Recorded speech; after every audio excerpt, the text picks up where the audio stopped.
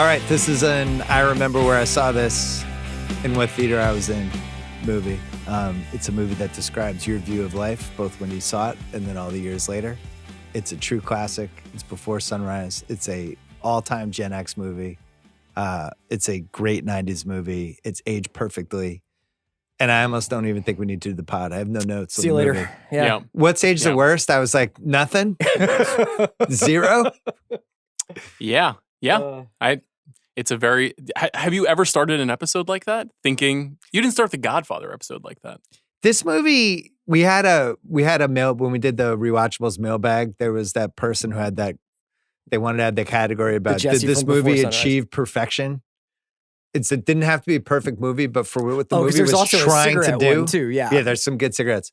But for what the movie was trying to do, did it achieve it? Did it throw basically a no-hitter? And I think this movie achieved every single thing it wanted to do, with the added bonus that it endured 30 years later. That it's still, even though, they don't have phones, they're not texting, but for the most part, this is a watchable movie now, even for people like my daughter. Yeah. This was in theaters while Pulp Fiction was still in theaters. Wow. So probably incredibly formative moment for all of our lives. But this movie's pretty unique in that not only do you watch it and you're like, oh, I remember seeing it, or I remember the impact it had on me. It's overwhelming because you watch it and you're also like, I remember who I was. Yeah. Do you know what I mean? Like literally there is a degree to which you kind of see a lot of the things that you were feeling at that time or would go on to feel very shortly afterwards, like reflected on screen. It's different than Dazed and Confused that way. It's not a period piece in my mind, even though Zoe might watch it and be like, oh, so tell me about what the 90s were like and stuff like that. We're watching it. We're like, this is a photograph. Yeah. Of how the way people used to talk and the way people used to kind of act. It's so mind-blowing to see these days. It reminded me of a few movies that you guys have done over the years that felt like they were their own subgenre. So Singles was one of these movies. Kicking and Screaming was one of these movies. Reality Bites was one of these movies. They're not all the same. They have like different tones. Yes. Some of them are more comedic. Some of them are more sincere. But the like emotional philosophical hangout movie was very present because independent cinema was getting to be a huge part of American movies. And these were kind of easy movies to make. They didn't cost a lot of money. You just needed a couple of attractive people who could seem smart. Yeah. And I'm wondering if this is the best possible version of that kind of a movie. I think it is. Well, when I think about those movies, and you mentioned some of them, and also this Gen X era, and obviously I was probably a year older than Jesse when I saw this movie, but it's all pre-internet to me. It's this time capsule of what life was like before email and text and everything else showed up. And people were really lost just trying to find like connections. You would just go to a bar and hope you ran into somebody. You would meet some girl, or if you're a girl, some boy, and you'd be like, maybe this is the one, but you'd have no idea, and you wouldn't even know if they tried to call you again. And it's like, my answer machine didn't work.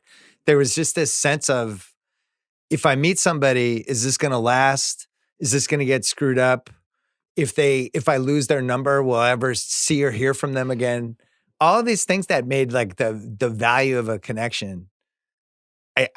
I really think we valued it more back then. I hate to be like the old man on the lawn, but it feels like it's so much easier to connect with whoever. You can go on the internet. You can find your people wherever. You really couldn't in the early 90s. So if you met somebody like this in one day, it was like the most important thing that ever could have happened to you. Yeah, it's also, these people are at an age, that 18 to 25 or whatever age period, where like everything that happens to you feels like it's the first time it's ever happened to anyone. And there's a moment in the opening, just few scenes of this film, where Jesse is talking about how it's been a bad trip to Europe, but he's liked sitting on the train and having ideas. Right. And I was like, I don't remember the last time I did that. Like if I'm ever on a mode of transportation or have any downtime, I'm usually like looking at my phone, have my headphones in, texting with somebody. I know like I'm in constant contact with this external world. Right. And I was like, holy shit, I completely forgot being bored out of my mind. Yeah, you have a book. Yeah. Both of them, when they meet each other, they're both reading a book. That's kind of what you did. If you're on a train, what else are you going to do? Yeah. It's not like you'd be like, oh, I'm going to go on Instagram. you know, you were kind of stuck with your thoughts, some book or a magazine you had, or some conversation with somebody, like in a train like that. It's like, maybe I'll sit next to somebody. I remember flying places in the 90s, and you'd sit next to somebody, talk to them for 3 hours and be like, all right, I'll see you later. And that was it. Yeah. You never thought about them again, because it was like, oh, that killed 3 hours. Now you would just kill the 3 hours on your own. I don't know if it's better Guy or worse. next to you is reading Inside Sports. Yeah, right. What is that? Well, I think. What do they think of the Suns? Is that a Razor Ruddock article? I think it's. I think it's 95% what you're saying, that, you know, it was impossible to distract yourself in the ways that we can now, right? And that there is like an inherent bad for our ability to socialize or be connected to other people. But then it's also 5% just being 21 or 23, where you don't. And idealistic. Right. And you have not been destroyed by the world yet. You don't have a lot of money, so you don't really have a lot of options. So you have to make good with what you have. And you don't have a lot of responsibilities that are otherwise weighing down that idealism. You know, these are people with no jobs, no kids, no boyfriends or girlfriends. Yeah. You know, their parents are alive. Everyone's healthy. Like, they're at this point in your life where, like, you can and probably should just fuck around a little bit. Yeah. And both literally and figuratively. And the movie really captures this time of like no responsibility. The fact that Celine can just get off the train in a foreign land with some guy she met for 20 minutes. Stranger and wander. And she's getting off the train before a 9-hour trip. And she's like, you know what? I'm just I'll go tomorrow. I don't have anything going on until Tuesday. I'm booked through February. Think about like when even Jesse just being like, I don't have enough money for a hotel, so I was just going to walk around Vienna all night until it's time to go to the airport. And then sleep outside. That would be like something would have gone really wrong if that was like the circumstance I found myself in now. Yeah. And that was like fucking romantic back then. But this is why Ethan Hawke was the Gen X hero, because he played this character and he played Troy. And Troy was, what did Troy say? All I need is a cup of coffee, a pack of cigarettes, and $5.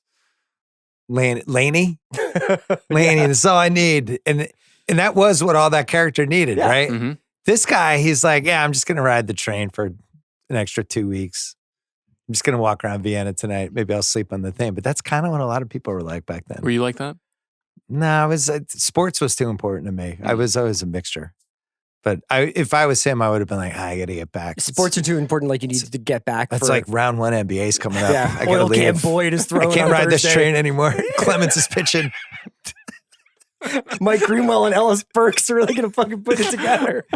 Big picture, though, with this movie. And it's really one other thing I love about this movie. And by the way, we're just going to talk about this movie. Yeah. Because we want this movie to stand on its own. Obviously, there were some sequels. But one thing with this movie, as you age with it, but your feelings on love have aged too.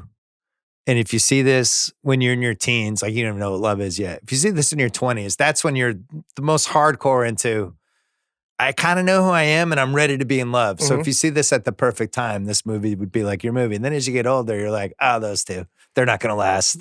Like you start becoming more cynical, right?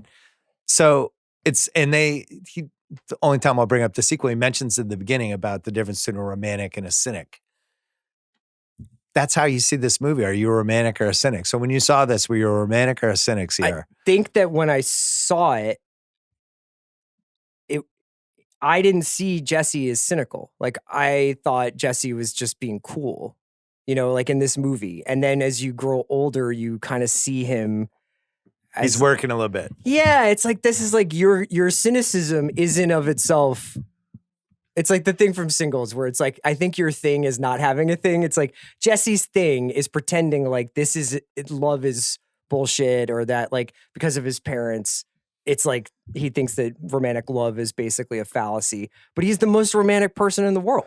And he's got his 5 or 6 bits that he's clearly done with other people. Yep. It's like, hey, souls, what's going on there? Hey, everybody. Please remember to tip your bartenders. Real Jerry Seinfeld. Yeah. I think that's exactly right. I mean, both of them show both sides of those two ideas. They both, you know, Celine in theory, the ethereal French girl should be the most romantic person in the world. Yeah. But she's also protecting herself with a certain kind of pragmatism throughout the entire movie. And they both kind of bounce back and forth. I was having this conversation with my wife last night, and I feel like the movie is like 51% Celine's, ultimately, and 49% Jesse's. And in the future movies, you could say, which direction does it go in? But this movie ultimately has that drop of romance that outweighs the cynicism that is always being debated. That they're always, Jesse is always circling back to the palm reader bullshit. Even the poem, there's the hint of like, are we sure about this guy? All the moments that in the wrong hands would make for like the worst movie ever. Oh my God. Like if this was not a Richard Linklater movie, it could have been a disaster because of the sincere, borderline sentimental steps that the characters take. But ultimately, I think they both have the desire to love and be loved. And they both know that you have to protect yourself in the world because people will hurt you. Yeah, because Jesse's just gotten his heart broken. Yes. So he's going around being like, there's no palm reading. There is no poetry. He's had that poem. Like none of this stuff is, this is all bullshit. You made a key point there, though, about sentimental working or not working in a movie. We've seen people, Cameron Crowe's a great example. Almost Famous, all the sentimentality works in that movie. And then he makes Elizabethtown, and it's a lot of the same beats, and none of it works. It's really hard to pull off like somebody's falling in love with somebody else. You see it in a lot of movies, and it takes place over the course of weeks, months, however they do it. I don't remember another movie where it's like, this is about the immediate experience of falling for somebody over the course of a night, basically. And I don't remember another movie that nailed it like this. No, I mean, the best part about it is the fact that even though they obviously have like an instant connection, which is partially just due to like the circumstances of the train car in which they meet and the other couple fighting. Yeah. They have a pretty awkward first 30 minutes of the movie when they're first working around Vienna, and it's like, oh, now what? This movie is a series of now what's, which is what's so great about it. It's like every time they achieve some sort of point that in another movie would have been like, it's all building up to a kiss, or it's all building up to sex, or it's all building up to this. They actually deal with like what happens next for the most part. And I think it makes it that much more effective because they do. So at the end, if you think they're seeing each other in 6 months when the movie ends, not knowing what happens in the sequels, if you leave that movie and you go, they're going to see each other in 6 months, I would say you're a romantic. And if you leave the movie going, nah, one of them's going to fuck this up, I would say you're a cynic. And it's weird how that one decision at the end probably says more about the viewer than it does about the movie. Do you remember having a take on it when you left the theater? Yeah, I was like, I really hope. I was like probably the most idealistic when I saw this movie. And I was like, I hope they're going to make it. But to this day, the movie drags you back to that feeling of romanticism. Like I was kind of just laughing to myself watching the movie again. You guys know me. I'm very grounded and very cynical about certain things. You would not have liked the fortune teller. No, I would have been. I identify with Jesse a lot. The poet, you'd have been like, he wrote that already. Yeah, I really identify with him a lot in many ways. But the same way that Jesse can't help but feel lifted up, taken away by this person he's encountered who is just like filling him up with all of this hope and excitement. The movie does the same. Like it softens a hard heart. So do you remember the first time you saw this? What was your takeaway? Would they see each other in 6 months? Well, or not? It's complicated for me because I can't remember the first time I saw it. And so I didn't see it in a movie theater. I definitely saw it on VHS. And I don't know the circumstances under which I saw it. Did I see it with a girl? I don't remember. Like, did we watch it in my parents' basement? Maybe. So I don't have the same, I just wasn't old enough, just being a little bit younger. Whereas the next film, I remember everything about that. So we did Kicking and Screaming a while ago. A little bit similar, where you don't know whether Grover's going to go to Prague to chase his old girlfriend down, and they kind of leave it ambiguous. This was a very 90s thing. It's like we're gonna bring these characters in your life. You're gonna fall for them, and then you will never know what happens. We'll see. Yeah. And do they still do the we'll see? They don't do it the same way anymore. I don't feel like we'll see is a huge move. This is a huge spoiler alert for a movie that not everybody has seen yet. So if you don't want a Nora spoiled for you, but that ends in an intriguing way in that very specific respect, where you don't know what happens to the characters next. But it's to your point, it's really rare. Do you remember if you had a girlfriend, like a long-term girlfriend when you saw this? I had a girlfriend when I saw this. Yeah. It was one of those movies that also makes you reevaluate whoever you're dating at the time. It made me. It was my first real girlfriend I had. It was my senior year of high school, and I was like, I'm pretty into this. Like I thought like you weren't like she's not the one for me. No, I mean it wasn't that as much as it was just like being in love seems so cool, and it just kind of like it made me feel happy to have a girlfriend. I think if I had been alone, I would have been like, fuck. That's how I felt for Kicking and Screaming. I remember leaving the theater. I was like, oh my God, I got to get a job. One quote from this movie, being with you has made me feel like I'm somebody else. Jesse says that. I always thought that was a great quote and a good example of like when you meet somebody like this, they don't know any of your baggage. They don't know anything. They're just seeing you as this fresh thing, and you kind of learn from your past mistakes, especially if you're in that like 23 to 25 range. You've had some swings and some misses. You've run some goal line offense plays that didn't work. Yeah. You've tried to make some stuff work out of the shotgun on 3rd and 14. You kind of know what plays to run a little bit more. Yeah. Kellen Moore has it dialed by that point. Right. Yeah. There's no basketball reference for your playoff record, and you could just meet this person and just start fresh with some of the, and Jesse's at that perfect point.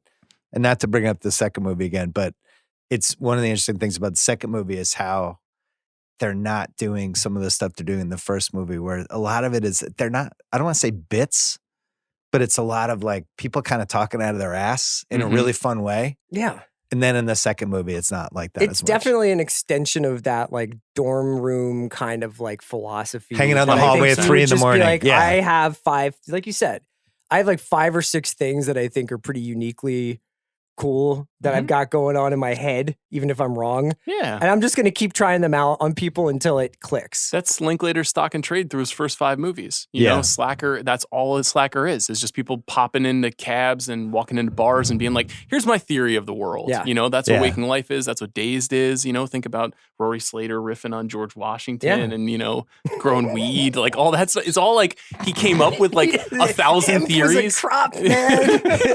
Dazed is, we have to read Dazed at some point, by the way. It's still one of the best movies ever. But he's like an accumulator of people's cool anecdotes. You know, and he knows how to reprocess which them. Which Tarantino was good at too. Same. But then the other thing too that I think makes it so special, I'm sure we'll talk about it, casting actors who could write with him to make these people real is like the whole thing. It's the whole movie. It's the reason why it works. It's the reason why that sentimentality stuff works.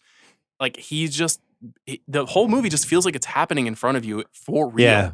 And there's so few movies that you can really say that about. So it just goes a long way. It has a real angle on love. And I think if I had to summarize the theme of this movie, it's obviously about connection, but she says that thing about how she worked for the old man. And once he told me that he spent his whole life thinking about his career and his work, and he was 52, and it suddenly struck him that he had never really given anything of himself.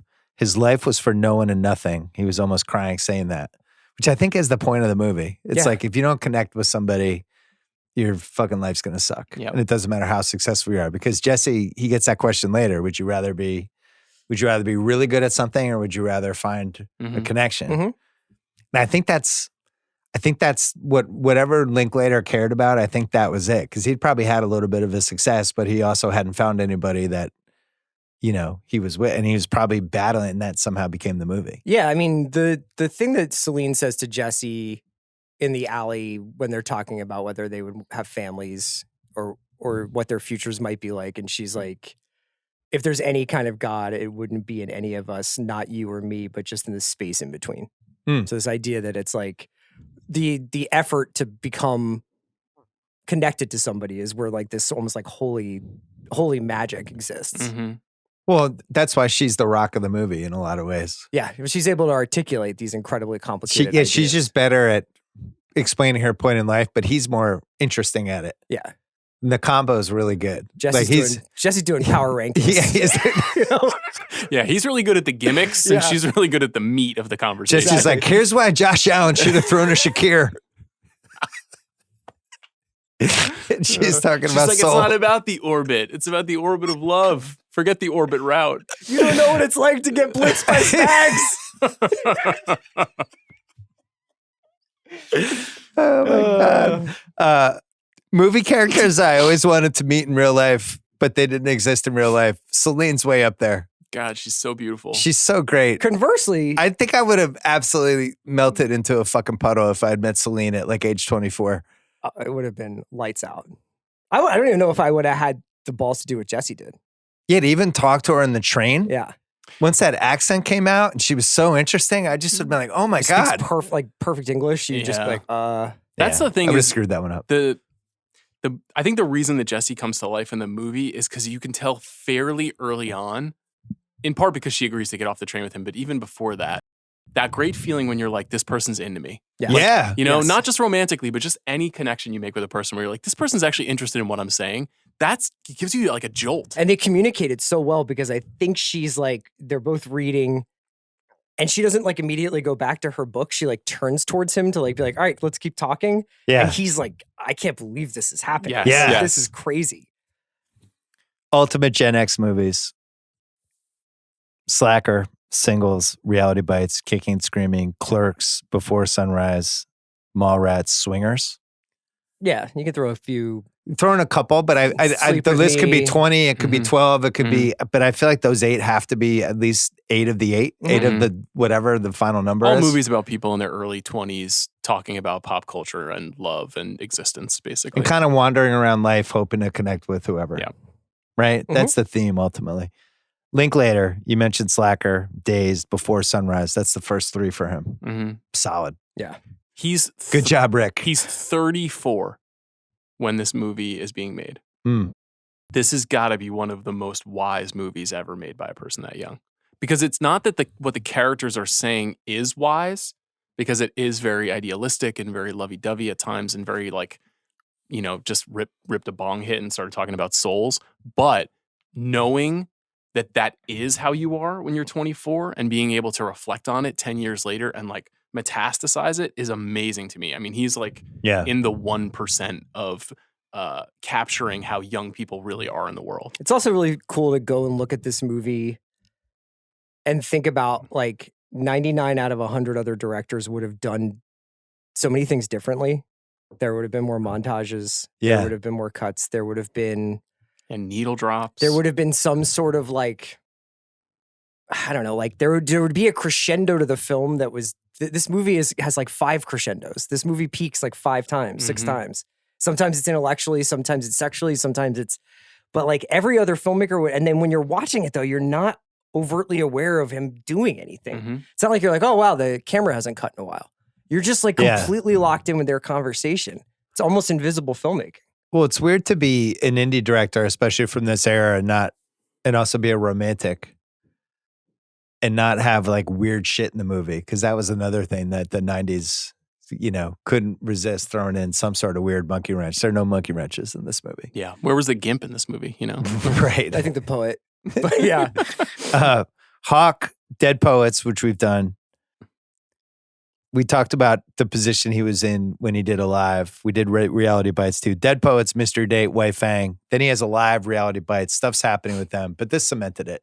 I think after this movie, even though it didn't make a shitload of money, but I think the combo of this and Reality Bites and Alive, it felt like he was a young star that led to Gattaca, and then it kept going. But I don't think there. he ever really like shakes this off until Training Day. You know what I mean? Like, I don't think I agree. I think Training Day was like, in some ways, like He needed it. brought him into adulthood. And, It did, but I still think this is like his most perfect creation as a character. Oh, yeah. Like it so beautifully capitalizes on the Ethan Hawke thing, which is that he looks like the coolest guy of all time. But once he starts talking, you're like, wow, this guy's like kind of insecure. Yeah. And a little bit all over the place emotionally and really well read, but maybe insecure about that too. Like it's just like when you talk to Ethan Hawke in real life and you're like, wow, he's really cool, but he's more like me than he is a movie star.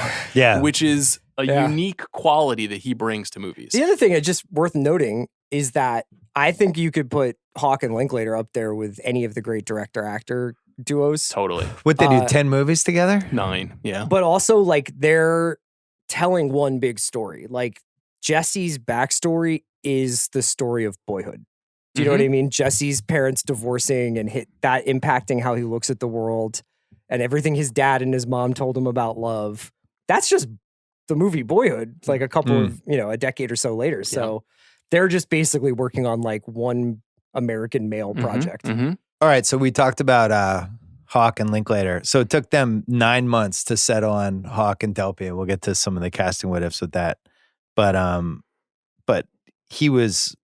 this movie was like impeccably rehearsed. He spent a ton of time with them. They had a script, they had a screenplay. Some stuff was added after. Julie Delpy was talking about, is anyone actually going to like this? This isn't going to be boring to just watch us. And Linklater said, we're not making the movie for them. We don't have to tell any jokes. We don't have to be interesting. You guys don't even have to act. He wanted to make a film about the power of connection. And that was all he cared about. And my guess is he never probably thought this was even going to be a big movie. I think he wanted it to be a great movie, but I don't think he was thinking, oh my God, we're going to crush. We're opening weekend. We could take it. He's not a careerist filmmaker, even though he does make mainstream movies. Yeah, every once in a while there's a Bad News Bears remake in there where you're like, why did he do that? He dips in there to be in the mainstream sometimes, but I don't ever think of him as like trying to get butts in seats or whatever. But this one is particularly unusual because Dazed wasn't a big hit, but it was an instant cult classic, and it was made for a big studio. And this is something smaller. I really liked that quote. I don't know if you saw this, that Martin Schaefer, who was the co-founder of Castle Rock. Yeah. Again, there's like, how many Castle Rock movies have we done on this podcast? It's like the best production company. But he was like, this movie was almost the rejection of or opposite of what romantic comedies were at the time. Like it didn't fall into any of those traps. And so when I read the script, I was just like, I want to do this because it isn't like, the Julia Roberts era, Meg Ryan, While You Were Sleeping, like all those movies that were so popular at that time. It was not doing those jokes. All those movies like so high concept. Yes, all the tropey stuff that was in them, and the like, I'm just a man standing before a woman and all that. Like it's not about that. It's about something much more down to earth and also. Well, it's also just even wild to watch this compared to like Say Anything, where like Say Anything has like the whole nursing home plot and all these other things going on in it, and it has like a big Joe kept lying. Yeah, Joe, why did you lie? And like there's a huge gesture with the boombox. Like this is devoid of all of that stuff. It's just the talking. It's just these two people growing closer. I remember being super excited to see it in the theater because it had some Sundance momentum, and I knew about that because that was there when you were reading all the movie stuff. But I also really liked Ethan Hawke. I liked him in Dead Poets. I liked him in Reality Bites, and I liked him in Alive. And I'm like, I'm ready for the next journey with him. And that was kind of all I knew. And the movie, surpassed all expectations. Had you seen Killing Zoe or Killing Zoe? Because Julie Delpy is in that. I think I had, but I don't remember having a huge opinion on her. She'd been in a lot of really big art house films in Europe. Yeah, she was in White. She's in a number of movies. But I love that story that Ethan Hawke tells about this movie, which is that when he was in Dead Poets, that Peter Weir encouraged him to write for his character. He was like, write backstory, write lines for your character. I want to hear what you think this character would say. Wow. And he was blown away by that experience. And he was like, wow, I guess this is how every movie is. And then he went on and did like White Fang. And they were like, sir, please keep your lines to yourself. Like, we don't need this. And so the reason he did this movie, even though he could have been doing much bigger movies, is this. After meeting Linklater, they became fast friends. And he was like, I want you to write this with me. And he was like, that's all I want. I want to be in the creative process of the movie. Well, Linklater, wrote it with Kim Krazan. They wrote it in 11 days, but they didn't know the ending until the final day of filming. And then they kept tweaking it. Do you know who she is, by the way, Kim Krazan? Who is it? She's the teacher in Dazed and Confused, who at the end of the day, she's awesome. Yeah, she's great. She's in the CR zone of Throw My Life Away. Really? The Falco Copland? This movie premiered at Sundance 1995. I'm going to read the list of movies that premiered that year and see if Sean passes out. Before Sunrise, The Usual Suspects, The Brothers McMullen, Kids from Larry Clark, Safe from Todd Haynes, The Doom Generation, The Addiction, Party Girl, Little Odessa, Muriel's Wedding, and Crumb. Wow. These were at Sundance? Yeah, same year. That's insane. I mean, if you come back from that festival, it's like, what happened to Sean? He died at Sundance. You would have come back and been like, the culture is changing, or something. Yeah. I mean, this is specifically, I'm sure I've said versions of this on the show before, but like this is specifically why I became obsessed with movies, is that this thing was happening in 93, 94, 95. And I was reading all the magazines and being like, how do I get closer to that? Yeah. How do I, because if you see like Little Odessa or The Addiction, you're like, I don't know, there are movies like this? You could have never imagined. And then this movie is one of those movies too. Party Girl, our girl. I saw this and I was like, I just have to. I obviously have to get a URL pass. Yeah, you got to become an Austrian man. $2.5 million budget, made $22.5 million. Everyone in this film jokes that it was the lowest grossing film ever to get a sequel. I don't know if that's factually true. I'm sure there was some there's junky trauma movies that It got made 10x sequels. its money. I mean, I think that's the Penitentiary 2 with Lee and Isaac Kennedy happened. So I'm just saying, I'm sure there were some sequels. Roger Ebert, disappointing start to the year for Raj. 3 stars. Thought for sure it'd be the 3.5. A little more muted in his praise. Yeah. He wrote, this sort of scenario has happened, I imagine, millions of times. It has rarely happened in a nicer, sweeter, more gentle way than in Richard Linklater's Before Sunrise, which I would call a love affair for Generation X. You're fucking A right, Raj. Except that Jesse and Celine stand outside their generation, especially outside its boring insistence on being bored. Yo, Raj. Are you thinking about maybe asking Shots fired at Gen X. Ask DeepSeek if Raj has changed his mind in heaven? Well, he did write that Delpy is ravishingly beautiful and more important, warm and matter of fact. And he says, this is Linklater's 3rd film. He's on to something. He likes the way ordinary time unfolds for people as they cross paths, start talking, share their thoughts and uncertain philosophies. Boom, Raj. Roger Ebert was 53 when this movie came out. Yeah. I think that's notable. Yeah. You know, we've always talked about like why are 50-something movie critics reviewing Billy Madison? You know, like that's just not, that doesn't make sense. It doesn't like that movie's not for them. And you could make the case that this is a movie not for 55-year-old men. Right. Raj just couldn't get a grasp on Gen X. Nicely enough, it is now though. It is now. Yeah. It has aged nicely. Categories. New category. We have some new ones because we had that mailbag. Thanks to everybody who sent ideas. What's the exact perfect age to see this movie? I think it. What'd you have? Freshman. I would actually say summer after freshman year of college. You want to be aware that people do study abroad semesters / go over to Europe to go backpacking or traveling around.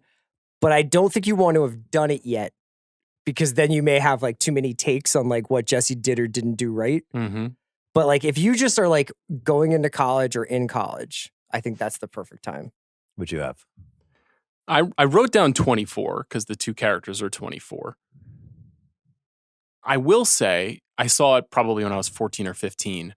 The thing that it does if you're 14 or 15 is it's almost like a playbook. You know, it's like if you encounter a lady on a train. These are some moves you can make. And when you're 14 or 15, you don't have any moves. You don't know what to do. And so it almost, you like internalize some of this stuff. And it can, I don't think it's the best time, but I would say it was very helpful to watch in general, Ethan Hawke as Troy, as this guy and be like, okay, is this an archetype that can work? Like full of shit, tall brown-haired guy, like I might be able to. Can I do this? So that was nice. But I think being roughly where you were seemed right. I wrote down 23. Okay. I was 25 when I saw it. I think I would have probably enjoyed it slightly more at 23 because you're like even a little bit more idealistic at 23. Yeah. But you are also, you have some of your full of shit moves down at that point too. But it's somewhere in that, I would say early 20s. But I got to say, it was super enjoyable to watch at my age now. I was like, wow. Still, this movie still got it. Most rewatchable scene. So this movie starts with a mid-40s couple fighting in a foreign language, and it somehow works. Yeah, it's about, I think they're fighting about money. No. Apparently. No, there's actually an answer to this. What is It's it? about drinking. Oh. Yeah. Who's got the drinking problem? The husband or the wife? Do you want to do the translation? I had this on What's Age the Best.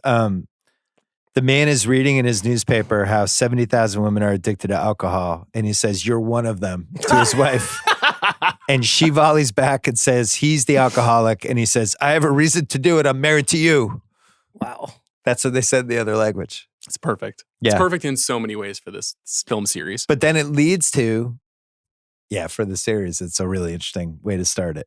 But it leads to, do you ever hear that when couples get older, they lose the ability to hear each other, which is one of those like, might be true, might not be true, but a good conversation Do you think it's starter. true?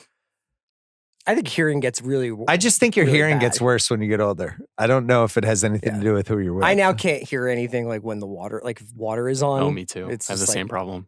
Yeah. It just so happens that my wife talks while that happens. Next scene, Jesse gets Celine to leave the train.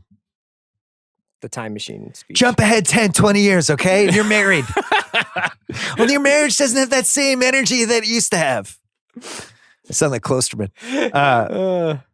Great way to get her to come off the train. And then in the in he's some of the doing pieces about Come on. in some of the pieces about it, he said so they good. really improv spitballed Yeah. all kinds of scenarios for this and couldn't get Delpy in the right spot with, no, I'd actually get off the train for that. And then they came up with this time machine thing. She said he would have to show me that he was really smart. He has to be smart and funny. That's the only way I would get off the train, the time traveler thing. And she's like, okay, that I would get off the train for. And then they were off. Can you imagine if Julie Delpy was like, I don't believe it. Sorry, not buying it. You should have thrown to Shakir. Sensing a new category coming on. the Shakir what if. Should Jesse have thrown to Shakir? Next category, the long one-shot bus ride as Jesse does advanced metrics on souls. Yeah. I gotta admit, Jesse kind of blew my mind with that. It was great. We paused the movie last night to discuss this One of for the best 5 minutes. theories I've ever heard in a movie. Yeah. It's like, yeah, he's right. Yeah. How many souls did we start out Can we with? break it down very briefly? Yeah. The pivot is all living things have a soul. Every leaf has a soul, and that's how you explain it. Is that fair? Oh, so I used to be a tree Yes. in Florida. So I kicked that to my wife last night, and she was like, "Yeah, but when the Earth started, it was all just bacteria." And I was like, "I don't have a response." She just shut me down. Like she just nailed it scientifically. check out the big brain on Eileen. They should just turn first take instead of talking about sports. It should just Yeah. be like Stephen A. and Mad Richard Dog talking about Linklater's souls. first I would listen to that. Yeah. Richard Linklater's first take would be amazing. The long one-shot bus ride and just long one-shots like that in general, from a rewatchable standpoint, adds so much fun to the movie. Because I watched it twice leading up to the pod, and it's just so much fun to just watch the background and be like, did they cheat this? No, they didn't cheat it. It's all one shot, and they basically did it like a play. I love Really that respect the it. movie starts where the graduate ends. It was like them at the back of the bus. I don't Oh, think that's yeah, an yeah, accident. Yeah, The listening booth scene, that's my next one as well. which is my winner for most rewatchable. Is it? Yeah. Interesting. I would not have guessed that if I had to that pick. scene's great. No dialogue. No dialogue and really smart and really well played. Linklater said it was the only time he withheld anything from the two of them. About what the song was going to sound like. They had never heard the song. And he says you can really see them listening because they'd never heard that yearning creaky thing. The singer is Kath Bloom. Hawke said it's probably my single favorite take of anything I've ever been involved with. And then Delpy said that was really special. It was like magic. Every time I felt Ethan looking away, I would look at him and vice versa. I almost fell in love with him right there, but then Rick said cut. That's a whole separate podcast like, of the Hawke Delpy are real they in life love? relationship. Also talked about this a long time with my wife last night. Like there had to have been one night where they got drunk and things happened. I believe my question was over under how many times have they hooked up? 5. And I'd say at least Oh, 3. did they date? Did they date for like a They're week? And it was very, too they're weird? very circumspect The about whole this. Uma thing too. Yeah. She doesn't come into the picture, I think, until 96. Yeah. Well, I don't want to. There is no way that they didn't get drunk and had at least a one-nighter. There's just no way. That is the power of this movie is that you absolutely believe, in my heart of hearts, I'm like, they're actually soulmates. Like, no matter what I've happens, only felt and this- those actors are There's soulmates. one other movie, Jackie Brown, Bridget Fonda, and De Niro. It's the only other time. When he was fucking her standing up from behind. I was like, those two are soulmates. I love those two. What's her character's name? Oh my God. That's forget. De Niro's funniest moment Yeah. ever in a movie. She's fucking incredible in that. She's great. I can't wait to do that movie. It's on the list. I can't wait. Listening Booth is great. And the fact that it was one take and that was all the first one, I love that scene. Magical. Amusement parks. This is more good Jesse theories. Rich parents give their kids too much. Poor parents don't give their kids enough. There's nothing in the middle. He's just whipping it all out at this point. All his material. Do you know any happy couples? I like being at amusement parks just in general in a movie or a TV show. Always a win. You get to see good scenery. A lot of people walking around. The Homeless Poet. My guy. So this poem is great. Written by a real poet. I went and I actually read it, and it's just sweet cakes and milkshakes. I'm a delusion angel. I'm a fantasy parade. Real beat stuff. Really good, little short sentences. Yeah. I love Daydream poetry, Bill. delusion. Coffee shop Bill. Limousine eyelash. English major Bill. Yeah. Drop a tear in my wine glass. Look at those big eyes. See what you mean to me. It's great stuff. Shades of woman, whoa, man. Yeah, This one. I love it. Listen, guy's a homeless poet. I was thumbs up. Know what kind of drugs he was on. Low. He's like, if this poet doesn't hit, I don't know if I'm going to be able to afford smokes. Give me whatever you think is appropriate too. You know, not putting a price tag on it. Love that era. Next one. Wait, so you skipped over the palm reading? No, he skipped over the kiss. Well, you said amusement park, which could include the Ferris wheel. Yes. But are you including the Ferris wheel? Yeah, on that's a solo amusement park. Okay. So you'd put Fortune Teller in there? I love that scene. Stardust. I like the actress. Yeah. The Fortune Teller actress is good. On a list here. I should have put that in. You're right. Great question that is asked. Would you rather find love or excel at one thing? That whole scene. And Delpy says, if there's any kind of magic in this world, it must be in the attempt of understanding someone, sharing something. The answer must be in the attempt. Right. And your answer to that question was it's one great thing and it's crushing tape. That's what you do. That's right. You chose that over love. Just breaking down Spags' defense. It's 3 blitzers overloaded on one side. He's got to see that. The fake phone calls. Oh yeah, I like that scene Can a lot you too. imagine telling Celine, I want to best day with you. I want to do this. But in about 20 years, they're going to invent something called All 22. And it's going to take over my life. Yeah. So I'm actually sparing you from later unhappiness. The reverse time traveler. Yeah. I've seen the future and it's all 22. They went empty backfield, 5 wide. Yeah. I'm sorry, Celine, but I'm a ball knower. Yeah. Spags is blitzing. He's 5 wide out. Something's got to break. This is incoherent to like 30% of the It's audience. The fake phone calls should not have worked, but I really enjoyed the scene. It's really cute. It's awesome. It's really funny. Yeah. It's a really good gimmick. It's one of those things like if you're an aspiring screenwriter or director, It's you're a like, Delpy fuck. thing, though. She sells it. She is so charming She's and like, smart in this. she brought it. She was like, I used to do this with my friends. I like her American accent too, where she's like, dude, you got a cola. She's so good. Jesse gets the bartender to give him a bottle of wine is great. Got a lot of questions about that. Mm-hmm. Yeah. Mm-hmm. More wisdom from Celine in another scene. When she talks about love, and she says, when you talked earlier about after a few years, how a couple would begin to hate each other by anticipating their reactions or getting tired of their mannerisms, I think it would be the opposite for me. I think I can really fall in love when I know everything about someone, the way he's going to part his hair, which shirt he's going to wear that day, knowing the exact story he'd tell in a given situation. I'm sure that's when I know I'm really in love. Idealistic, great. I mailed that to my wife and I said, this is how I feel when I know you're about to lose your keys. And she didn't think it was funny. Does your wife like this movie? Loves it. Okay. Like an all-timer. Does It your might wife have been like one of the first ones that we owned on DVD, but she bought anyway on streaming. It was one of those. It was like one of the first double purchases. We got to get her that Criterion Collection box set. We have it. Okay. We have that now too.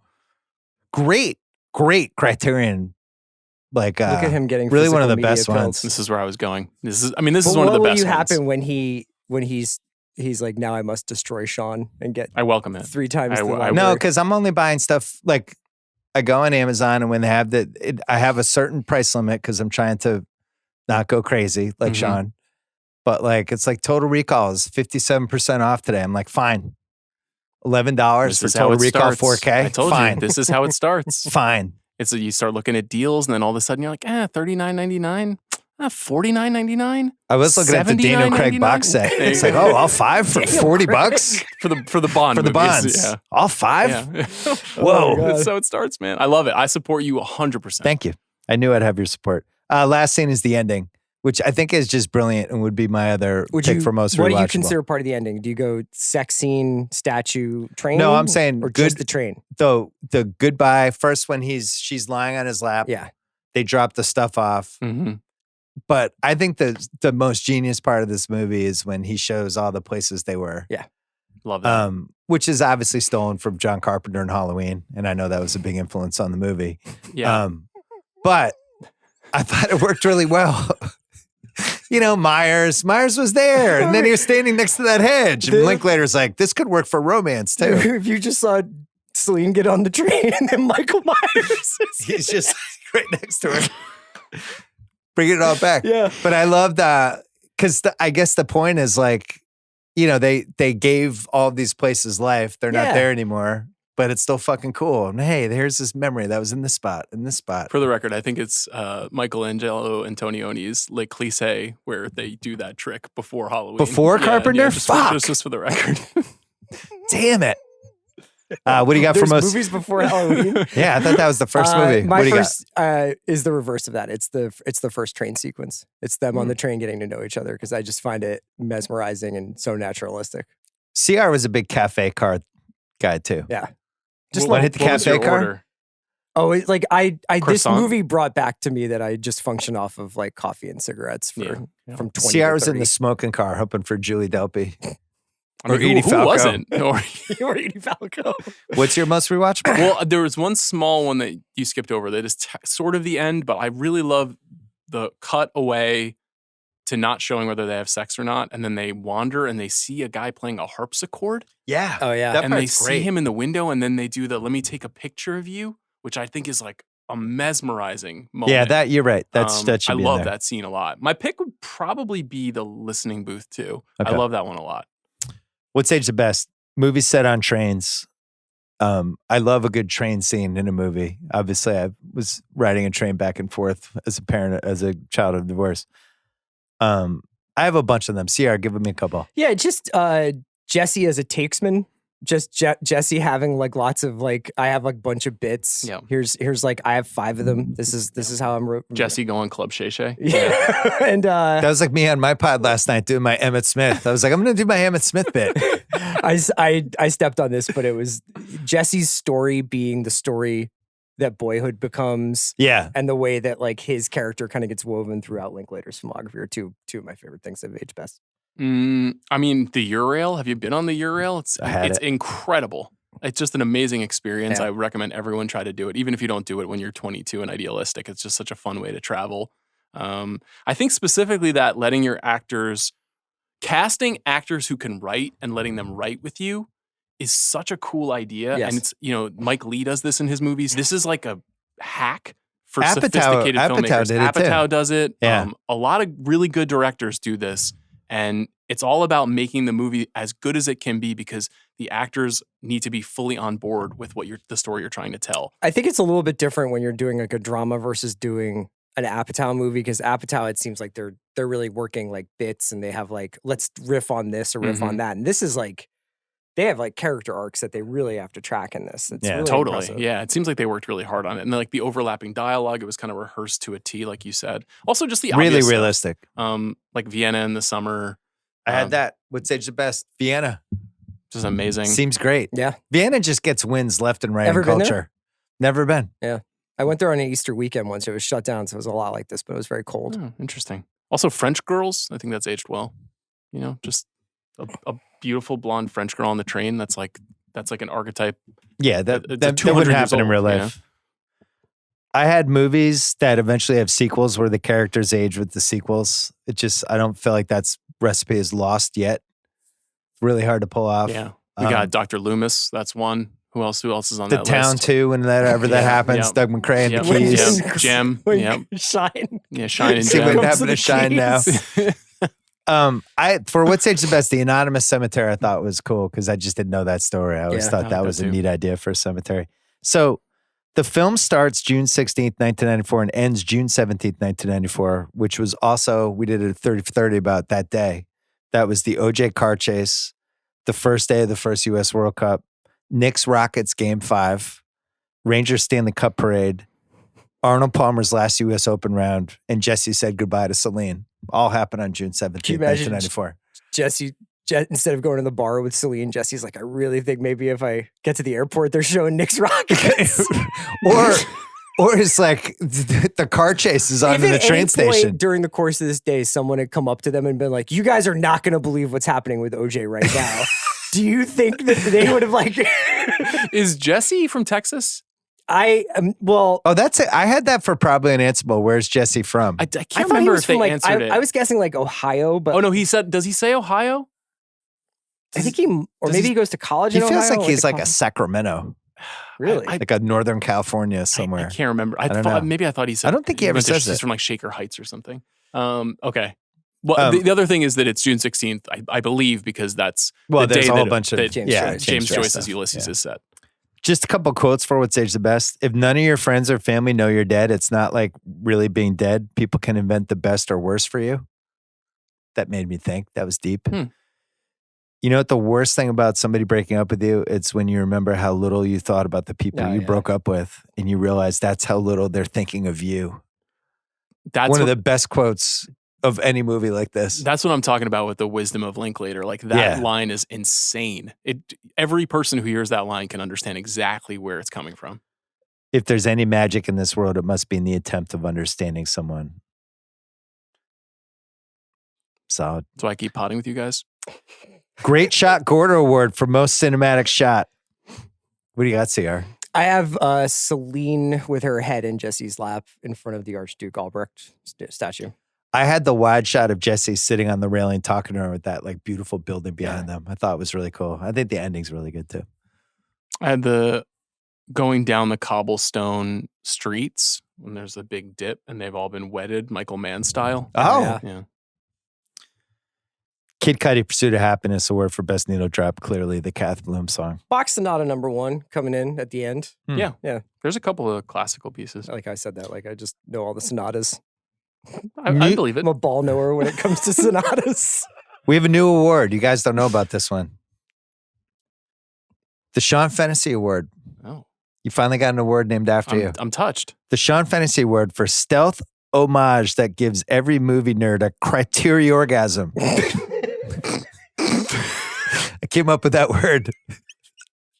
There are several in this movie. Well, I thought for you it would be the Ferris wheel that they ride in Vienna is the same one used in The Third Man. My favorite movie of all time. There are several homages to The Third Man. The listening booth you mentioned earlier has My Darling homage. Clementine. Isn't that also... it kind of echoes into the future with Mission Impossible when Tom Cruise goes into the listening booth. Same thing. Yeah, except he's not looking at anyone. Is that Dead Reckoning? No, it's Fallout, right? It's the one before that, I think. Yeah, or maybe even the one before that. It's the first one with Sean Harris. Yeah, that's not. It's the one before Fallout, whatever that's called. Anyway, sorry. The Fantasy Award. I'm. Do you like criteriorgasm or criterion-gasm? I think I like criteriorgasm. Yeah. Criteriorgasm. Criteriorgasm. Stealth homage. I'm touched. For the movie nerds. What I want people to think when I'm talking about movies is that this is sexual climax. So I really feel honored.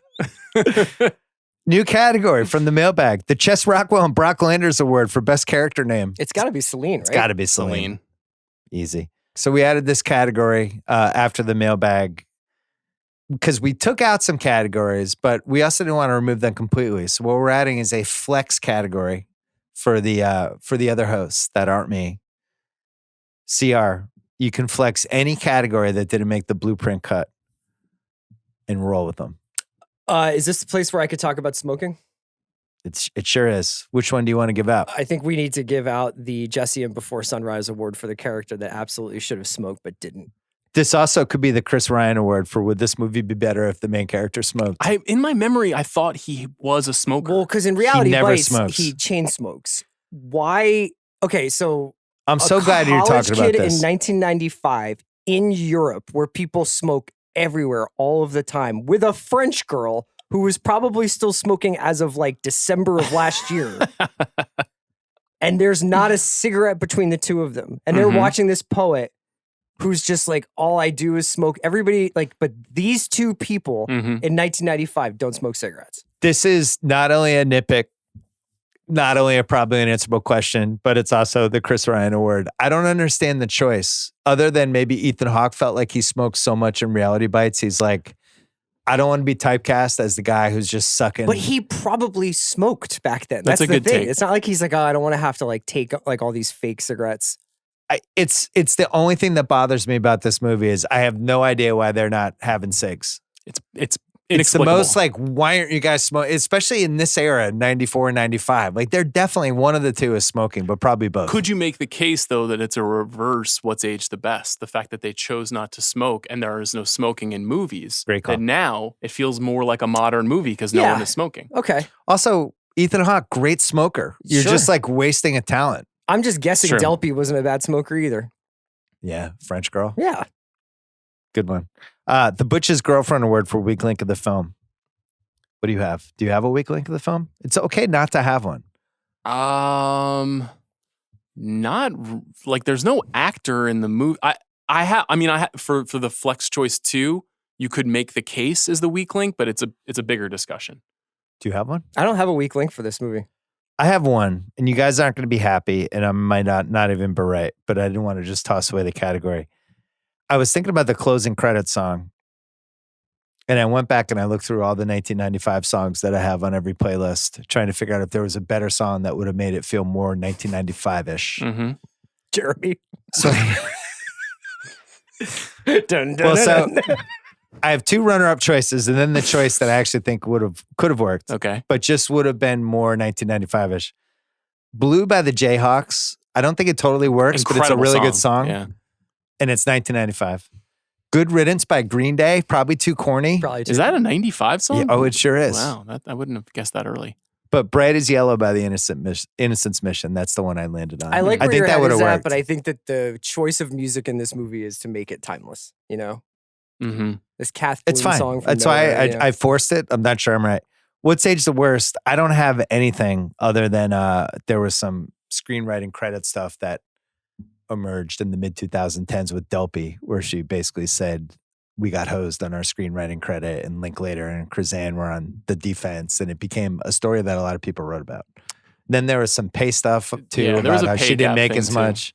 But Ethan Hawke was a famous actor at that point, and she wasn't, and that's just how I don't know. None of that stuff bothered me that much, but I just wanted to flag it. Other than that, I don't have any what's is worse. Well, it's an interesting movie to put in front of younger people. I was talking to Jack Sanders earlier today about this movie, and he said it's one of his favorites of all time, and it's like a big Jack, look at you. like movie personally for him, and that's interesting. Do you 'cause think he's a romantic because he's a Mets fan? I don't know. That has hardened my soul, so I can't imagine. Although he is a way more optimistic Mets fan than I am. Yeah. But I think it's interesting because it is a movie that, forget about like whether or not you would have ever met Celine, Mhm. even just the way that they go about their day would be radically different today. Yeah. You'd have Google Maps up and Yelp up, and you'd have food guides and tourism guides, and even if you still had the spirit of wandering, the absence of technology in the movie, and even just asking strangers for help, is something that I feel like people don't really do anymore. Like when they run into the two theater guys. So Right. I don't know if it's not that it aged the worst per se, that there are no cell phones or anything, but it has aged the movie in a unique way because it's right on the precipice of cell phones. You almost watch it now, and it's more fantastical than it was in 1995 to see it, because now you're watching it almost like a fairy tale. Yes. And yes. there's so many things that they do where you're just like, where he's just like, let's just get off this train. And I would be like so neurotic about like, where are we? Like, is this the right place to get? Are we going to be in the wrong place? Right. It's closer to 1500 than 2000. Yeah. Right. Yeah.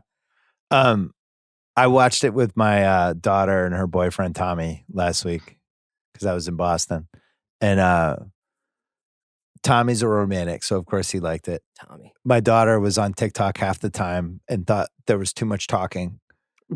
Tough beat. Wow. Tough beat for Tommy. Tough beat for me.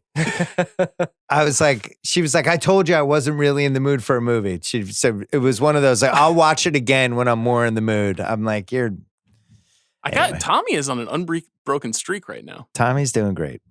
Amazing stuff. Then that same night we made a 5-leg parlay in the Nuggets Knicks games You and Tommy? that we hit. Yeah, because he's 21 now. We can both bet on FanDuel. Shout out to FanDuel. And we hit it.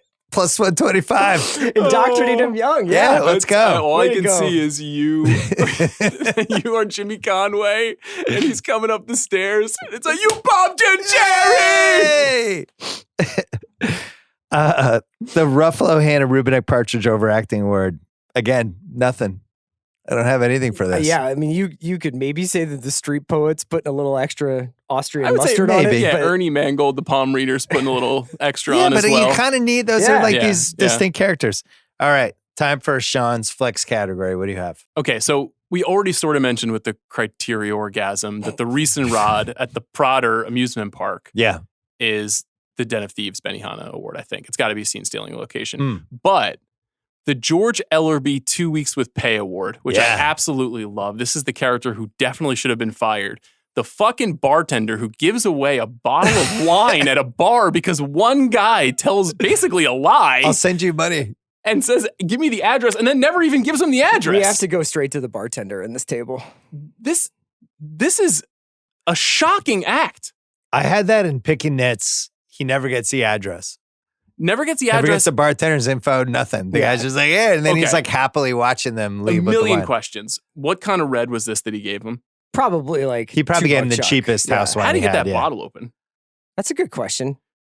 Had to have been a twist off, otherwise it didn't work. I mean, got to be less She's than $10 stealing bottle, right? stemware. Yeah. That's Yeah. true. She's putting glasses in her bag. I love this scene. It's a Also, really honestly, like still we're in the AIDS era. Like I'm not psyched about grabbing glasses Oh, from wow. the table because Wow. we real didn't hot take. Yeah. we didn't know any better in Yeah, 1994. yeah. No, you weren't like, oh, cool, let me drink this random person's glass. Yeah, Europe. It's all different. That's true. The CR thinks Luke Wilson could have been Harrison Ford Hottest Take Award. I actually have one. Did Jesse invent live streaming on the back of that train or the back of that bus in Vienna? When he's just like, I think we should have a public access show that's just 24/7, people all over the world. Like, isn't this basically YouTube? Yes. I had this in probably unanswerable questions. Did Jesse's 365 24-hour day create Instagram Reels and TikTok? So we're aligned. It did feel like he was on something there. Yeah. I mean, there's elements of this in Slacker where I think Yeah. Linklater's idea is like you're just going around Austin and these different people are having these different experiences or Mhm, whatever. But mhm. he's like, if why is this thing beautiful, but this thing isn't? It's a great take. This isn't even really a hot take. Maybe it is, but I don't feel like we have enough random movie crossovers. I guess this is a hot take. And I was thinking if they're walking around Vienna and they just run into Grover from Kicking and Screaming for 5 seconds 'Cause because it didn't work 'cause out he for him went to in Prague, Prague. and then he Yeah. went to Vienna. And it was just never acknowledged or explained, but he was dressed like Grover. That would have been like one of the great movie moments of my life. Why don't we have more movie crossovers with just I people love an from extended different universe. movies? Yeah. I just like when things get weird. yeah. We They have need the to share a multiverse studio. in these dumb comic book movies, but not in like just indie movies. The indie movie multiverse would have been really I like fun. that. The Gen X The Gen X multiverse. talkative like multiverse. Like they could have run into the redhead from Singles who was just on a trip. Whatever her name was, Sheila Kelly. Sheila, yeah. Yeah. Yeah. the She's could have been on a meteorologist. trip with some old dentist and just like and she's just in the movie for 90 Campbell seconds as Scott's character there and leave. studying European Campbell Scott's. infrastructure. There is Yeah, he's working on the Euro rail. Yeah, I was also thinking of the guys from Barcelona, the Whit Stillman movie, maybe finding their way into this movie because he's Right. going to Madrid. You Oh, yeah. you could have seen those two guys. You could have seen Chris Eigenman coming over. There is a really prominent example of this that I can't think of, where a character pops up from another movie in a completely different movie. God damn it! So I'm sure somebody listening to this knows what The I'm talking best one about. ever was, I think I've talked about it, when Coolidge from The White Shadow ended up on St. Elsewhere as the janitor. Yes. And then Salami from The White Shadow was playing a character on the show, and he saw him and he's like, Salami! And the guy's like, I don't know who you're talking about, man. Were they on the same network, the two shows? Yeah. Okay. I think, no, actually different networks, but same production company. Okay. Yeah. You don't have a hottest take, right? I think that this movie is more romantic than Casablanca, Gone with the Wind, Titanic. Whoa, like that's this is to me this is the dialed it up. most, because it doesn't need all of the accoutrement of the setting and the stakes. It doesn't need life and death to make this feel so emotionally impactful. Casting what ifs. Apparently Aniston and Paltrow both both tried out for the Delpy role. Was it going to be against Hawke the whole time? So this is true. It came down to 2 women and 2 men in the end. The 2 that got the role. Michael Vartan was the other option for Ethan Hawke's part, and Sadie Frost, who never really 100% hit, but I always liked her. Bram Stoker's Dracula, right? She was. Yeah, she's in a few things. Was stuff. she married to Jude Law? Dated Jude Law? Was she part of the Sienna Miller thing? Michael Vartan's a weird one, though. Yeah, I mean, eventually on Alias and Never Been Kissed and a couple of other things, but he's just a little bit more like bland, for lack of a better word, than Ethan Hawke. Ethan Hawke has so much personality. Best that guy award, nothing, because this is a movie set in Vienna with weird people you've never seen. Dion Waiters award, though. We have the 2 guys who invite them to their play, Bring Me the Holes of Wilmington's Cow. Mm-hmm. We have the fortune teller, we have the poet, and we have the benevolent bartender. I'm going poet. I have the poet too. Great poem, and also Thought seems the poet to really crushed it. take it up a notch for the 2 of them. I'm 100% going Ernie Mangold, the palm reader, who is a beloved actress in Austria. She's 98 years old, still alive, and she has more than 100 credits in her career. I don't think any of them are in American productions other than this movie. Recasting couch director City. I got something here. We got to talk about. What do you got? I'm recasting the city, and I want to talk about what would happen if this was set in Boston.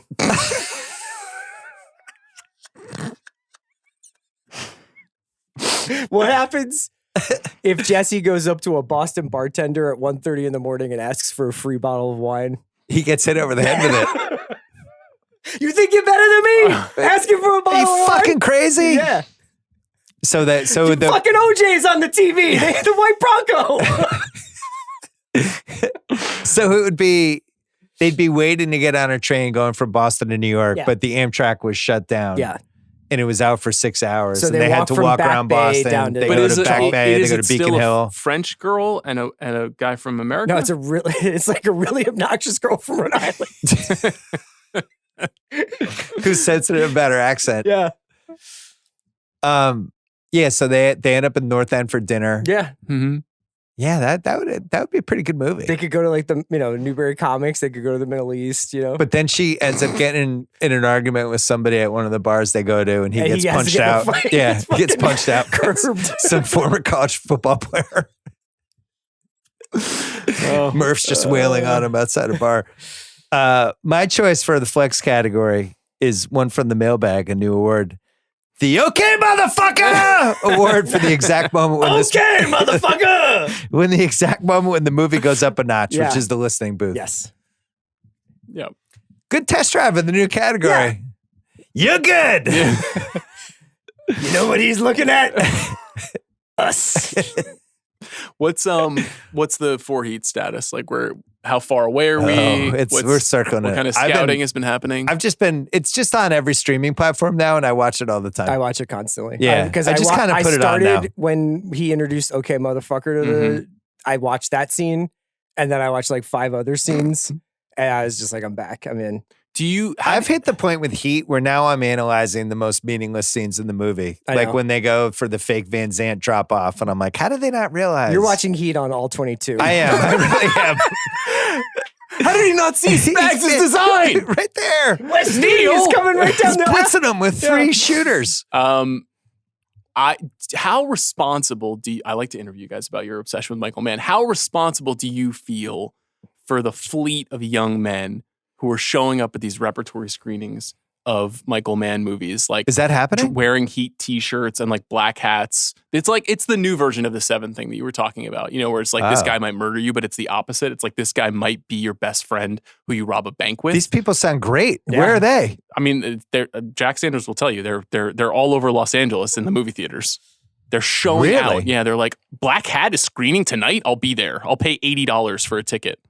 If we could say we played a small part, then that's all you can do. If there's any God in this world, it's between a bunch of men sharing heat with each other. One thing I was thinking was, I think I could do an entire Heat nitpick pod and not do any of the other categories. I could do that. Because I've seen it too many times Yeah. now. I can nitpick literally every scene in the movie. Like the director's commentary, I could just nitpick. And by the way, this is like one of my 5 favorite movies, but I've just seen it too many times. Yeah. Can I pitch an idea? Yeah. Nitpick? You guys, for the Ringer Movies YouTube channel, remake Before Sunrise, but it's just you walking around Downtown LA LA. doing a heat pod. I thought you were going to say do our version of Michael Mann's Before Sunrise because Yeah. of how awkward his But should we meeting dialogue A book is. about metals. Yeah. Should we Why are you walk so around- interested in me getting off this train, lady? with hockey masks and suits with open shirt collars? Michael Mann trying to write the "Would you like to go to the cafe car with me" part would have been amazing. I mean, his version of this is like Collateral, basically. And Right. yet, Jesse reading Klaus Kinski's memoir is It's some pretty awesome. real Yeah. Macaulay shit.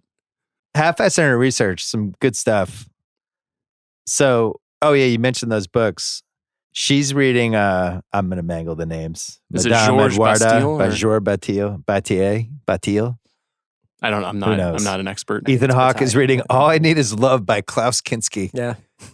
I feel Probably like that's Bill Hader a likes that he book, picked and that's up about in it. a hostel somewhere. Yeah. Because he This looks is- at it, he's like, I don't know. So this is sad, and I never knew this until I did the research, even though this is a movie I've seen many times. The movie was inspired by a lady named Amy Lehrhaupt. Linklater met her in a toy shop in Philadelphia in 1989, and they walked around the city together, conversing deep into the night, and then she died of a motorcycle accident for the release Before Sunrise. But apparently one of the reasons he made the movie was he was hoping she would see it and hunt him down because this was the 90s. And if once you lost connection with somebody, that was it. You couldn't find them. But he didn't know she died for a while after that. I think it was But 2010 when he found out. yeah. And a What a friend of a sad friend move. reached What a out sad and sent him a story. letter. Yeah, there's an episode of Fresh Air that features the three of them, Delpy and Hawke and Linklater, and he tells the story. And I remember the day that episode aired because my wife listened to it and was just in a mess and was like, "You have to listen to this immediately because it's so heartbreaking." Yeah. So the cemetery they visit, it's called the Cemetery of the Nameless in Simmering. The people buried have found anonymity in death. Yep. Apparently a famous place. First That's script where- for Before Sunrise. Do you know where it was set? This kind of blew my mind because this is one of the most boring places I've been to. I believe no it was offense. San Antonio. San Antonio. Yeah. Riverwalk, baby. It took place in San Antonio, and the guy was a rabid film fanatic who talked all the time about film. Better or worse movie? 95 Spurs when Spurs were. Yeah, that's when Rodman kind of submarined Okay. the Spurs in '95, and he took his shoes off during the game. That's and right. he was torturing David Robinson. Tough one. That could have been a scene. Rodman, what's up with him? The apparently the last shot of the movie they had to time it with the train, and they like rehearsed it, and it had to be perfect. And if they fucked it up, then they would have had to come back the next day and do it. And they rehearsed it, and it worked. And then Kath Bloom got like a little resurgence from the movie. Ended up releasing more albums Oh, that's and cool. got a little bump. You mentioned James Joyce's Ulysses. Where'd you stand on this book, CR, during your English major We were phase? just talking about this. I had when I went overseas myself for my semester abroad, I took Ulysses at an Irish university, so it was probably the ideal circumstances. It's an incredible novel. It's a lot of parallels. Both stories are on June 16th. Both involve a journey taking place around a single city. Jesse says his real name is James, Joyce's 1st name. Jesse spends a lot of time wandering around the cities of Europe instead of going back home. Kath Bloom, Molly Bloom. They visit a graveyard. June 16th was the day James Joyce met his life partner, Nora Barnacle. Great name. Yeah. Linklater. Joyce. He's Getting weird. He's an artist. Yeah. Apex Mountain. Ethan Hawke. I think he. You I could think talk he has me into it. Apex and a re-Apex, and I think Apex is Reality Bites, and then re-Apex is Training Day. I think it's Training Day, but I could be talked into this movie. But the only thing is, this movie didn't do that well, and it kind of He's been in movies since he was like it was 8. a so it's slow hard. burn. This had a big cable run, and I think a lot of people loved it, but it took a couple years to really What hit. are you thinking? I don't know. I mean, I think he had a third wave in Purge? Boyhood Well, that's, I mean, it's connected, right? Like the boyhood and the Purge? sinister boyhood period of his career. The other thing that happened is he got really good at doing press.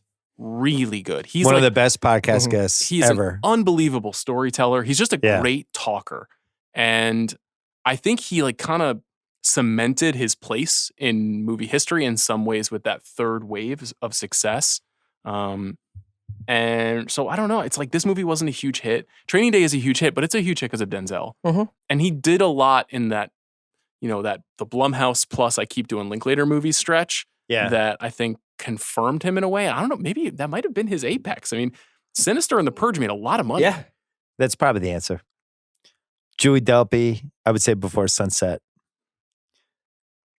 Your Rail Trains? Sure. Austrian palm readers? Absolutely. Definitely, yeah. Littering? Great littering in this movie. They just leave the wine glasses in the bottle just in the park at the end. That's true. That's a good point. Vienna, probably the Billy Joel song. Yeah, there's a Great couple take. other cultural touchstones there. But nothing like the Billy Joel I song. think The Third Man, which is also set in Vienna, would be a good one. Yeah. Hey, Billy Joel, that song's multi-generational. Yeah. It's kind of the Kath Bloom's Come Here of the late stage Billy Joel Billy fandom. Joel, like people love that What song. about is this Apex Mountain for first dates? Just the greatest first date in the history of this love. or Neil and Edie in the finals. That's right. Neil and Edie starting out at a diner, talking about a book about metals, and then they end up in some awesome place with a view. And then he takes off in the morning. Then he takes off in the morning. I don't think I'm well suited to be the adjudicator of best first This dates. would have been, I movies. wish we had thought about this more. We should have researched No, you know this what best more. first date is? First date Actually, in the movie. Colin Farrell and Gong Li in Miami Vice go to get some mojitos. That is No, the I'm sorry. fucking answer. Top that. You like the mojito? I can't. Yeah, it's good. on another hand here, is this Apex Mountain for date movies? If your relationship is going well, it's a great movie. If it's not going well, it's a confrontation. It's a great point. If you saw this movie in 95 and you weren't really getting along with whoever you're dating, you would leave the movie side-eyeing them and be like, I don't feel this way. You would about say, why am I wasting my time when Yeah. there could be a Jesse or a Celine out there for me? That's like my gotta see about a girl story. Yeah, from Goodwill. Apex Mountain for Gen X. I think it's a year earlier. I think 94 was the peak. 95 were in the last remnants. Well, this is 95 is kicking and screaming in this, right? Yeah, but I think 94 Is was Paul fresher, cooler. okay? We got Reality Bites that year. I think it's 93 or 94. The music was better in 93, 94. Are we sure it's not the election of Barack Obama? For Gen X? Wow. Oh, that's interesting. Still the only Gen X president we've had. Probably will be the only one. Listing booths? Apex Mountain? No, it's clearly Philip Seymour Hoffman and the talented Mr. Ripley vibing out to the jazz music. Oh. I would go for this. Kath Bloom, definitely. Anonymous Cemeteries, no question. Okay, Cruise or Hanks, let's go. I got Hanks. Oh, really? No. Oh, I think What? Cruise is clearly Cruise, the gotta answer. be Cruise. You don't Oh. think Hanks? Cruise doing Hanks his would motor be mouth fine. routine. Cruise would be amazing. Cruise trying to do this movie would be Yes. mesmerizing. Seems like he's wearing a skin suit. If he's like, think of it like a time machine, okay? You know, like don't you think it would Sign be- me up. A lot of his parts are like this. A lot of his movies are like this. where he's like, Honestly, he's doing. There's multiple scenes in Cocktail like this. Yes. A lot of his 80s I and think 90s I'm this- movies. surprised that I'm on an island here. I'm going this far. This is the movie Cruise should have made. He's missing this from his IMDb, Young Man IMDb 10-year stretch. I wish he made a movie like this. Yeah, I mean, I guess the closest he gets is Jerry Maguire, right? Right. Another fast talking, But that's like emotional, Jerry Maguire's romantic. a huge movie. It's like, Yeah. let's spend 24 hours with Cruise trying to win a girl over. He never did it. He De and Niro Linklater, tried to do it once with that Meryl Streep movie, and it was a disaster. Some people Frankie just don't and have it in Johnny? them. Is that the one? No, that was Pacino. Oh yeah. what was the that's Pacino. one? It was called Falling in Love, I think. Stanley and Iris? Is that what you're thinking of? No, De Niro did a movie called Isn't Falling Stanley in and Love. Iris like about two people getting sick or something? Or no? That was a different one. No, this was Falling in the Love? 80s. I haven't seen that. It was De Niro and Meryl Streep, and it was positioned as these two huge actors are finally together, and it just was like they had no chemistry, and that's why you didn't even remember it. Oh, Stanley and Iris was De Niro and Jane Fonda. Yeah. We trumped CR. Cruise wins 2-1. You guys dunked on me. Yeah. I got you on the Cruise side for once. That's great. Yeah, you guys are usually on the opposite, aren't you? Young Hanks. Well, we're in a death war till we die about who's superior. What do you mean? I love Cruise the most.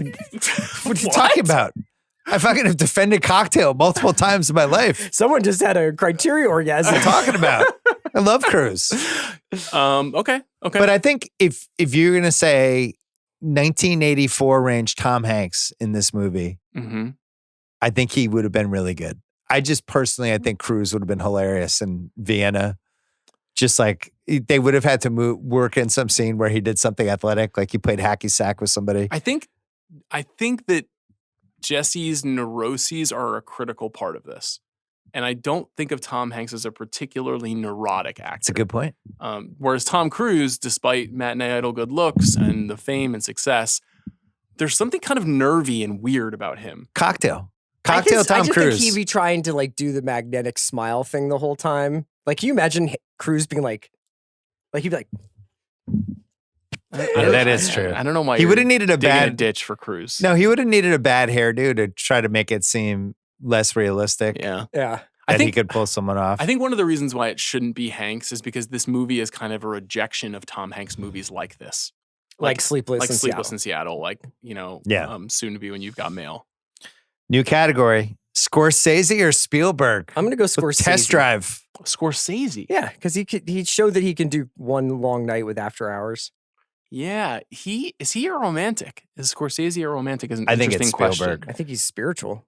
He There's is some spiritual. spiritualism in this movie. That's true. There is the history of the soul. I would say Spielberg. There's the sentimentality. Is the question who made more sense, or which version? Maybe this category is which movie would you rather have wanted to see, Scorsese or Spielberg?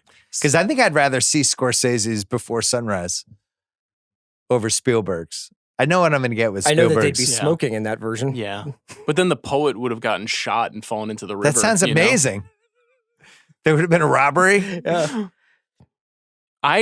This is the tough category for genuinely great films made by serious artists. Because you're like, well, this is one of the quintessential Linklater movies, maybe the quintessential Linklater movie. So it's a little hard to be like, it's a lot easier when it's like, maybe this category doesn't work. You know, Den of Thieves 2, directed by Steven Spielberg.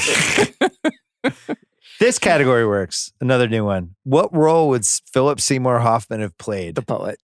Or the I had the poet. Yeah.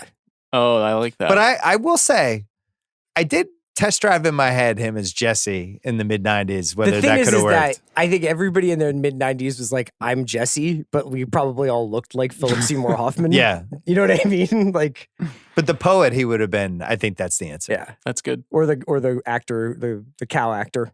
Yeah, that would have been good too.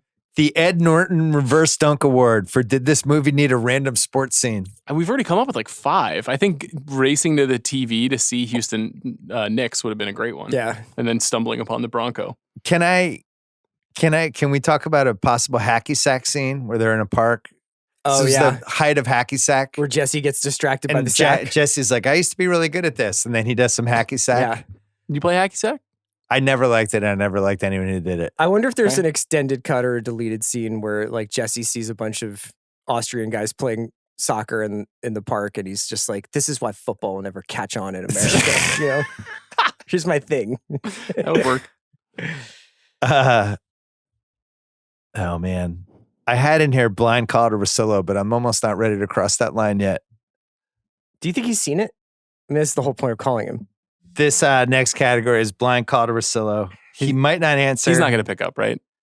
We'll see. It depends if he's doing stuff. So this new category, we're just going to call Russillo and see if he's seen the movie and put him on speaker. Can you hear that? Welcome to Verizon. All right.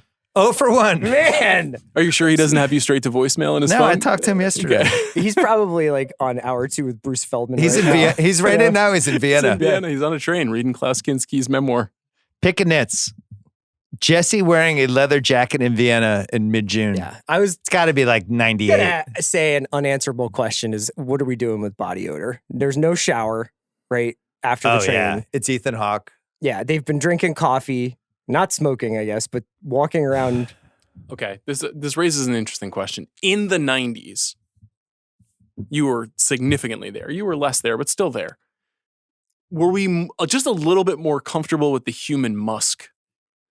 Were we less moisturized? Were we less I felt deodorized? like that was a big deodorant frenzy in the 90s. Okay. That was like, you get all sorts of different flavors. Like in Old deodorant. Spice, right? Because think about what a man in like 1957 smelled like at the end of the day. everybody you know? smelled that way. That's my point. Thing. That's my point is that would it have been okay if he was just, riding the Eurail? I mean, she was French. Hostile sleeping. And the French are used to that. Yeah. That's what I'm saying.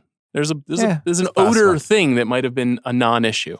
He never gets the bartender's address, which we covered. I have one more big nitpick, but do you guys have any? Just that these guys suck at pinball. Oh my God, Ethan Hawke is so bad. I know, they're just like... He's never played. We should have mentioned that earlier. Really funny if he was just like, can you shut the fuck up? I'm trying to play. When he's explaining what love is, he is atrocious. Yeah. Didn't we have like a Tom Cruise sports award? But I get the point, which is Ethan that Hawke not being able to play pinball. they're distracted by each other, and they're just kind Sure. of like, what can we do here? Yeah. But Well, Hollywood stole Ethan's youth, so he never really got to play with childish things. Fair. So the Playboy Playmate of the Month in July 78 wasn't Crystal. Yep.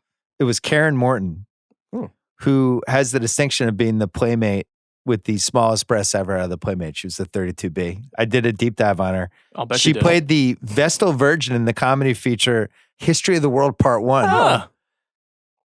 She played Jenny in the music video for 8675309 Jenny by What? Tommy Two-Tone. Yes.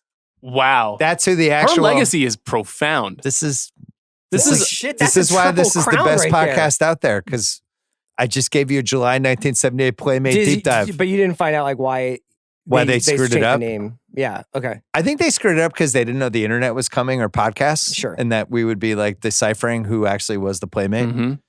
Right now, you've got many men at home furiously Googling this person's name. Karen Morton. Sequel, prequel, Prestige, To Be All Black, Cast, or Untouchable. 2 sequels. So we know how that turned out. All right. Tweaked category. Buckle up. Is this movie better with Wayne Jenkins, Danny Trejo, Doris Burke, Sam Jackson, Nell, Byron Mayo, Barney Cousins, Tony Romo, Harling Mays, Chris Collinsworth, Daniel Plainview, Longlegs, or Wilford Brimley in The Firm? Because we've tweaked the category, I do have a request that you do Longlegs reading the fortunes, reading the palm reader. Jesse!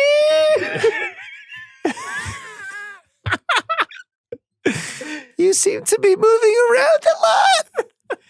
But if You're an adventurer. if Wilford Brimley from The Firm was talking about Jesse's trip to Spain, now here's our Jesse, who has saved up all his money from working as a barista in a college town, and he goes all the way to Spain to reunite with his long-distance girlfriend. And what does he find instead? He finds heartache in the form of a fabulous matador named Gonzalo.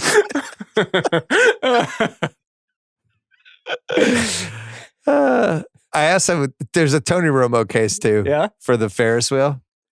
She's begging to be playing in one, Jim. She just wants one kiss, Jim. He's just got to do it right now, Jim.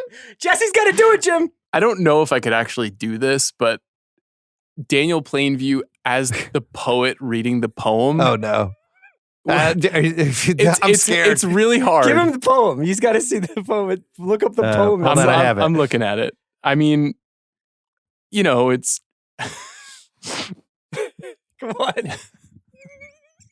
Let's give it a whirl. We're all friends here. It's daydream delusion, limousine eyelash. Oh, baby, with your pretty face. Drop a tear in my wine glass. Look at those big eyes. See what you mean to me. Sweet cakes This and is good. milkshakes. I'm a delicion. Yeah, sweet cakes and milkshakes. I drink your milkshake. Okay, that's all I got. Good job, man. Thanks. Should we add Tom Brady to this? What is Tom Brady's signature aside from saying KB? Tom Brady would be like, that date went great. Jesse was so poised. Kevin, that's back a great there. date. Yeah. Seems to be a real connection here, KB. I feel like they're gonna maybe connect down the road, KB. That's why it's really important to have a strong offensive line, KB. Right there, he was able to get her off the train, KB, and that was huge. That was huge for what's going to happen on the rest of the looking state. for love in this world, KB, and he may have found it. Just one Oscar. Who gets it? Probably Linklater, right? For script or for direction? Well, if it's script, then they share it. Yeah. And along with Kim Curzon. Which I think would be pretty cool. The next two movies were both nominated for Best Screenplay. Yeah. Probably an answerable question. See, I already covered the Jesse's 24-hour idea. And then for this movie only, the question was, did they have sex? We find out the answer in a later movie. I got another unanswerable, though. Yeah. How many people threw emotional Hail Marys on first dates because of this movie? Like, how many guys out there do you think, like, did insane bits or were like, we're in a time machine or we're Stardust or tried to come up with something like really overly romantic and some girl was like, it's okay. Like, like this fucking guy I met last night. We're not in Vienna. We're in Syracuse. You know, like, we're in fucking Bennigan's. Did you ever try we're to sophomores at Denison? Yeah. You never tried to pull any of this material out for your own purposes. Oh, I did. I don't know. You did. Oh, yeah. I feel like I made like grand gestures when I was younger like this. Like I'll meet you back here in 6 months? No, but like that kind of like just kind of going for brokeness of it was just like a little bit more common, I think. This isn't a nitpick and it might be an unanswerable, but it's something. It's the one thing I felt like wasn't authentic about his character, but it's based on what happens in the next movie where he writes a book, which tells me that if he wrote a whole book 9 years later, then he would have been writing at this age, right? You're writing short stories, you're writing all this stuff. And it feels like because he's just he's running all the plays he can run. Yeah. He does have a writer's mind in the movie, though. You can tell that. But I'm saying at some point, I think he shows her something he wrote. I think you play that move at some point during the night. Can I show you? Do you want to read this one thing I wrote? So he's trying to win her over and impress her. He's like, there's no way you could have come up with that on the spot. Well, he's always protecting himself. Like, even when he reads the Auden poem, which he obviously loves, he needs to do it. Is it in the Dylan Thomas voice that he does it in? You know, because he like can't totally turn himself over and become vulnerable to her. I just think he has writing, and I think, I don't know. I just think he would have tried it. Can I ask you a question? Yeah. I thought about this a lot watching this movie. So you really don't like the English class guy, you know, the guy who's like, I'm looking for the metaphorical meaning and all these things. I did like them, but I didn't like them. So I thought they were fun to argue with in college. This is what I want to talk about because, you know, you employ some at the Ringer and you're very drawn to movies that feature these characters. So maybe I just didn't want to admit what was lurking deep inside me. Well, I'm just asking. It's fair. It's never too late to crack open Ulysses, Bill. It is for me because my brain is leaking. Do they have that on iPad in big print? Yeah, seriously. Do they have a version of it that is read by Robert De Niro as Neil McCauley? The Coach Finstock Award for Best Life Lesson. Connecting with someone for 24 hours is better than never connecting with anyone. I think human connection being the real religion of something the world, about something connection. Like that. Yeah. What piece of memorabilia would you want or not want from this movie? I would want the poem. Oh, the poem that the guy wrote. That's a good one. That's nice. I had the actual Kath Bloom album that he had, but I think the poem's better. I would not want that turtleneck. I could not pull that off. That maroon turtleneck he's wearing at the beginning of the movie. He gets rid of it. He takes it off at some point. He's wearing like a t-shirt when they're at the amusement park. But boy, that would be a tough look for me. The wine bottle is an interesting one. Mm-hmm. The poem, I think, is the right answer. Best double feature choice Before Sunset. And then probably the toughest of all of these, who won the movie?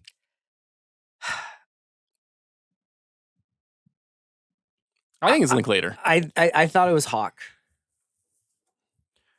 I had Hawke, but I don't know if I'm right because I think he needs this for his kind of big picture thing, and Linklater was doing great anyway. But I also think it probably is Linklater. It's probably Linklater because if Hawke doesn't make this movie, he's still has reality fine. bites. Linklater really needs this because then it leads to the trilogy. And I also think, you mentioned their collaboration and whether that's great. Like there's a couple of other interesting examples of this: De Niro and Scorsese, George Roy Hill and Paul Newman. Like there's some people who you're like, when these two guys get together, something special is going to happen.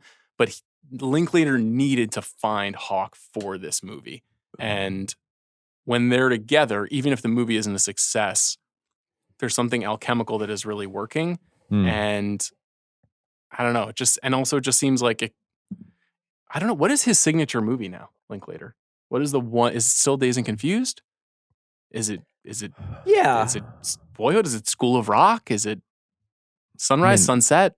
I would argue it's Sunset. I think it's the trilogy. Yeah, or the trilogy as a whole. Because it's both Man, so crowd-pleasing, but also so formally inventive and so breathtaking in its scope. he has 2 movies coming out this year. Right. One of which stars Ethan Hawke. Yeah. Blue Moon, which I think he plays Rogers from Rogers and Hammerstein. Yeah.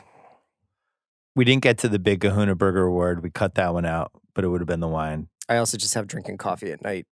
The Dan Campbell scale for holy shit, are they really going for this right now? I don't know if this movie had this one. We also, I can't wait to do the Lena Dunham running the Spawn Ranch Award for most jarring casting decision. That's going to be great. We didn't have the Rosillo blind thing. The Devil Wears Prada Award for is this movie actually perfect for what it tried to do? I think we could have given that one out. Yeah. Mm-hmm. When Would I Have Died? Didn't get to do that one this time around. Yeah, when we probably the 40-year-old version of myself is when we didn't have lunch. Like they just don't eat in this movie. It's a great point. Yeah. They eat anything? I think that it's implied that they eat at the cafe where everybody's like smoking and playing chess and or stuff go to like the bath. Nobody goes to the bathroom in Yeah. this movie either. Yeah. There's some I'm glad. semi Can you subtle know that? I cutting. gotta drop the kids off at the pool. Yeah. I'll be right back. That's interesting. Eating in front of someone is also a little bit of a challenge when you're trying to seduce them. Yeah. A little hard to be elegant in that way. One other thing just to note is that he runs out of money with the poet, I think. So she's basically paying for the rest of the night. Yeah. What a dream girl. He's reaching out for coins there Yeah. at the end with the poet.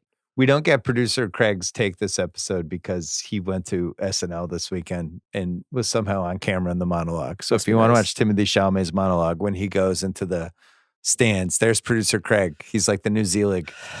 Just Zelig? Zelig, yeah. He's kind of Chalamet kind of giving some Ethan Hawke vibes in the Bob Dylan performance, It's an interesting one because this would have been the perfect Chalamet movie if you're Now he's too we were big. recasting this now. Chalamet is clearly Chalamet the and guy. Saoirse Ronan in Europe.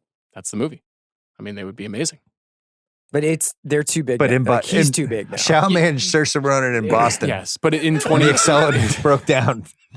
Now it's been 8 hours in Boston. She's a nice Irish girl in Boston. Yeah. Before sunrise. That's After last call. That's it for the pod. We are back on the regular schedule. Please keep sending us emails on the rewatchables33@gmail.com. Thanks to Jack and Kyle for producing. You can watch this on the Ringer Movies YouTube channel where you can see all stuff from the big picture as well. And we'll be doing some bonus stuff too. Great. Tell me when you want me to do my own personal Oscar awards for you.